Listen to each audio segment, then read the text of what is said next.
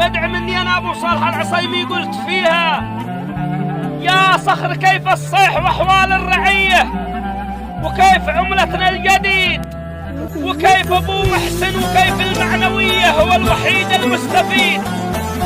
لا حلقت ولا احتقت نادى عليه، ويلعن الطاغي يزيد.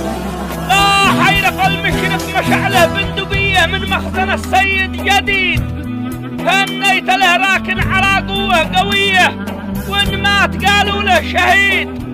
والشعب ميت جوع في حالة ذرية، وقد بيمشي على الحديد. الناس قال الله في قوله سوية، لا حد ينقص أو يزيد، ولا يصنفنا قبائل عنصرية، احنا مع الرأي السديد. ولا يقلد فوق ربعه عنترية، بعيد يا صنوي بعيد، والله ما بخاف من هذا وذي خوف.